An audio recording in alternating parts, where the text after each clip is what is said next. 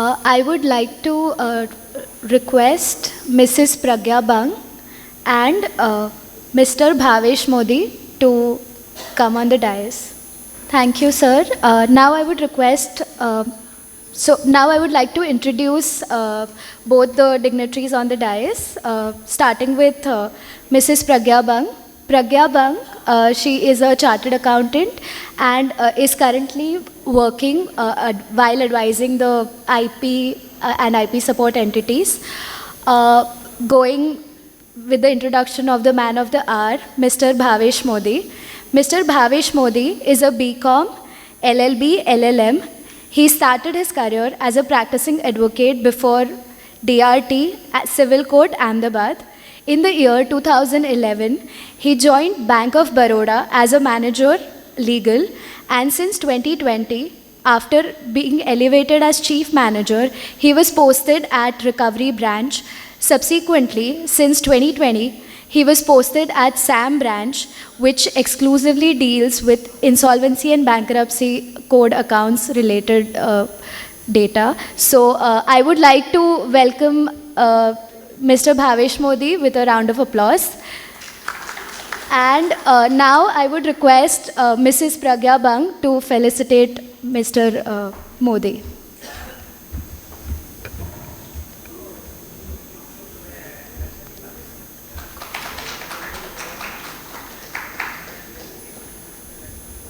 Good afternoon to all. All the dignitaries.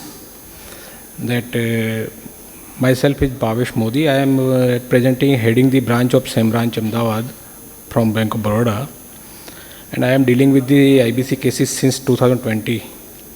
Now, as far as the role of COC is concerned, that prior to initiation of the IBC law, there was a SURFACI Act was there, and under SURFACI Act, the Parliament has given a authority to secured creditor to take their property and sold out the security assets, secured interest, and realize their dues. After the initiation of the IBC, the Parliament has given the authority to financial creditor to manage the company and realize the best, whatever maximize the value. In earlier session, Mehrotra sir has rightly pointed out that there are 4 pillars of the IBC. While introduction of the IBC, that the IBBI, Insolvency Bankruptcy Board of India, Information Utility, and Adjudicating Authority, as well as the RP, Resolution Professional. In the Resolution Professional will only success then when the COC will perform their duty or will play their role vitally. Now, in each and every decision of the CIRP process, the COC role is vital, more vital, and because of the only that the RP is the only mouthpiece of the COC. RP will do whatever action or act on behalf of the while performing his duty. He will perform his duty while on the basis of the COC decision. So COC having a very big role to play when any decision has to be taken by the COC that will impact the entire CRP process. And CRP process will only success when the COC will take the appropriate decision on appropriate time. Sometimes we see that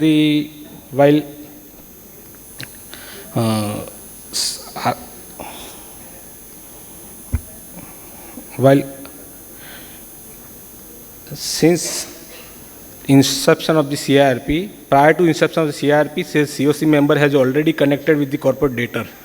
Only COC member is only the person who will start the connect with the COC corporate debtor prior to CIRP and post CIRP. The RP duty will be discharged only after the completion of the resolution plan. So COC having a various expectation from the RP, and that RP first expectation that they engage whenever resolution professional, then in that case the COC wants that this resolution professional should be resolution professional while completing the process, not to be a liquidator. And accordingly, he has to perform their duty. Further, the COC, when COC has the COC enacted in the 14th day of the commencement of the CIRP. Mainly CIRP will binding on all the stakeholders. So COC role is that he has to take the care of all the members, all the stakeholders of the corporate debtor. And not only this, COC has to look of their only role, interest. COC has to take the balance on all the interest of all the stakeholder of the corporate debtor. And therefore, when RP take this role charge of the corporate debtor, the first task of the RP is that they have to publish the advertisement and call the claim. While determining the claim, the RP has to whether what is the security, what is the value of the security, or whatever the interest of the RP member stakeholder is there, they have to ascertain. And while ascertaining that things, the RP has to take the task that whether the claim is legible, illegible, or legible, whatever is there, the claim is legitimate, that claim has to be, they have to admit. But we have seen the time and again that the claim itself is not admitted in full or partially or finalized up to the date of the finalization of the resolution plan. In that circumstances, the COC has to face the various problem. While facing that problem, that they have to, whatever they have to take the decision on the basis of this, whatever claim has been admitted by the RP. Later on, if the RP will reject that claim, then that problem that will impact the ultimately the claim percentage of the COC member particularly. Now this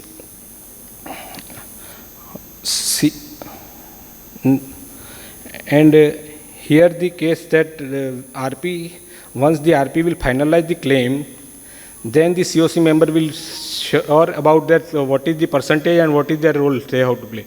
Sometimes we have seen that the main object of the act is the resolution, but the resolution will only impact the recovery of the financial creditor and the operational creditor as well as other stakeholders. But the resolution itself include the recovery, and recovery, while in earlier speech, the Mehrotra Sahib has slightly pointed out that there are two main objects of the IBC code, that the timely resolution as well as the maximize the value of this corporate debtor.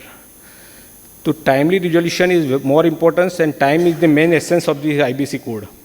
So we are of the view that if the timely action would be there or timely resolution would be there, then the entire act purpose of the act would be meet with this. Otherwise, the purpose would be frustrated.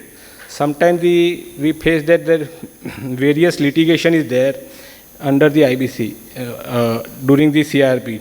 That's to avoid such litigation. The RP role is that point of time. The RP, how the RP perform, that will be depend the further litigation. Once the RP and the COC would be on this one page, then we can avoid the multiplication of the litigation. In such circumstances, the trust between the RP and COC is very necessary to each other. Sometimes we have seen that the RP may not pass the many information or vital information to the COC. COC may not pass the vital information to RP. In such circumstances, ultimately both are the loser. Ultimately, COC will be facing that value maximization would not be there in case of that. In case of that, then information would not be passed to the RP. Same time, the RP has to also create the confidence between the COC members and the corporate debtor both are, because the RP has to play the balance role. They have to take they have to take care of all the interests of all the stakeholders of the corporate debtors. So my view is that the COC role is much importance in the CRP, during CRP. During CRP, one thing we have noted that in the CRP there is a transaction audit would be carried out, but we have not come across any case of law that the transaction audit impact of the transaction audit and that transaction audit would given any benefit to COC. Only the one IA or 2 IA or 3 IA would be there, and that IA would be continued even after the completion of the CRP also. So that is required to be looked into by the adjudicating authority, that such a PUP transaction application should be disposed of in timely manner, and that can be to come to the finalization.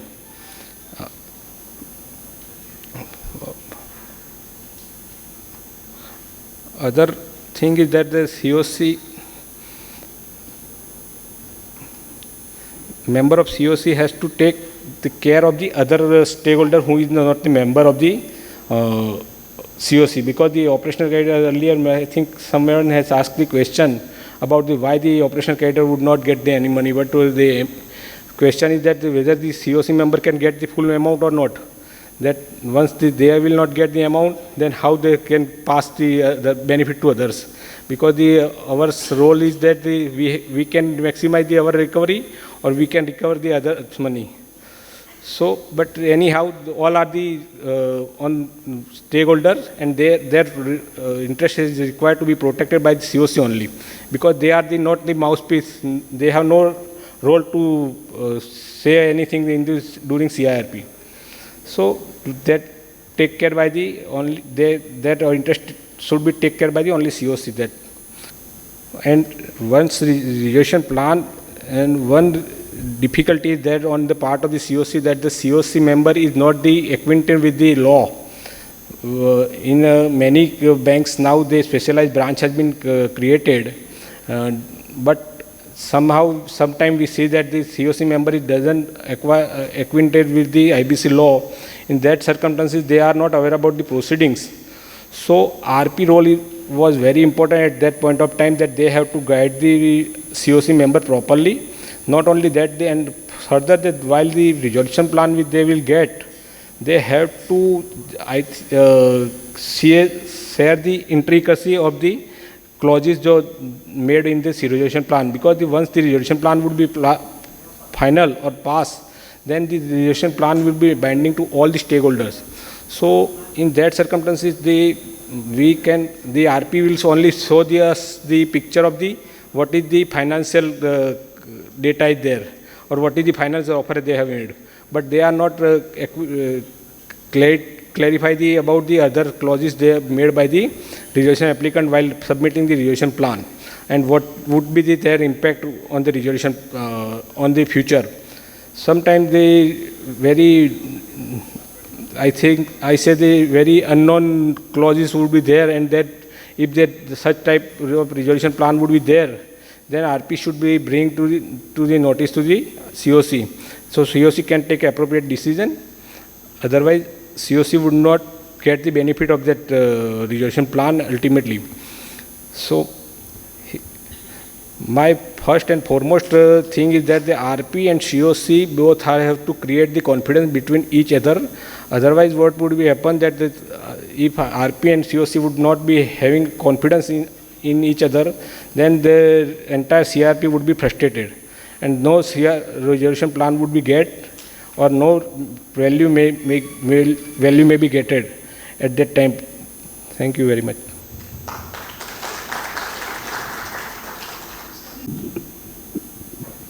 Sir, as you might be aware now, latest notification in IBBI or various circulars are coming up.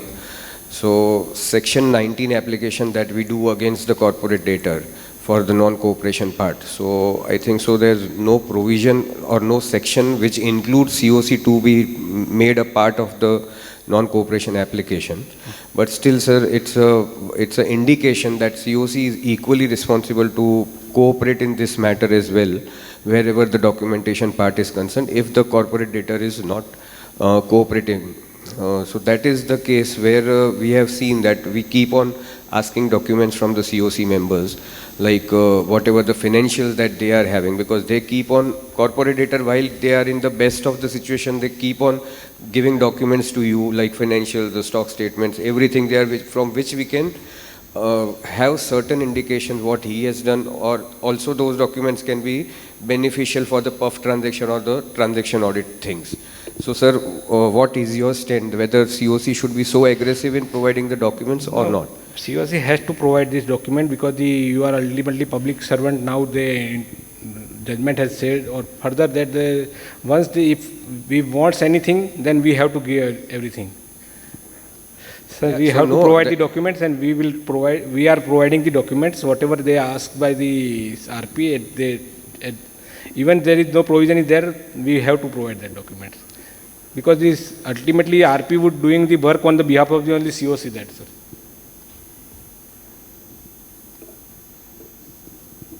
Any other questions? Sir, almost where the section 9 application is there. Yeah. In the first meeting, invariably the COC, the banker COC changes the IRP, and that process at Ahmedabad it is faster, but at Bombay it takes 2 to 3 months. So one side we try to expedite the process, the other side the time is just wasted, and then COC says you don't do anything, you don't appoint valuer, you don't do anything, you don't appoint transaction auditor. That stand is taken. Sir, IRP has to play their role, or while performing their duty, they have to engage. They have to do the role, but then COC doesn't give any sort of an approval. No, this is observed practically. That matter is, sometimes we are facing that the entire CRP would be completed and the RP or IRP application, change of RP application is still pending. Yes. And the entire proceeding has been completed. So that is the thing, and that time value maximization goes for a toss. So that will impact the over the side, but we are also, while performing till the continuation of the IRP, we are always given this support to them to perform their duty, so that delay can be avoided further and the value maximization will be there also. Sir, at times voting agendas take more than 15 days. That is also a big issue. Sir, there is a hierarchy in all the banks. So approval of the plan also take more than 1 month time. Approval of the plan takes more than 1 month. Sir, hierarchy is there. There is a power, the given discretion power is there, sir. So banker has to act accordingly, sir. We understand the delay or the time period, but we are trying to that such approval may be get the earliest. Thank you very much, sir, for accepting our invitation and enlightening the audience here on the role of Committee of Creditors. I thank you for sharing your views and highlighting the importance of the role of creditors in maintaining, taking appropriate decisions at the right time, and enforcing importance of having a clear communication between the RP and the Committee of Creditors, and the role as a fiduciary capacity of the Committee of Creditors to protect the interest of all stakeholders. Thank you for sharing your views, and thank you so much, sir.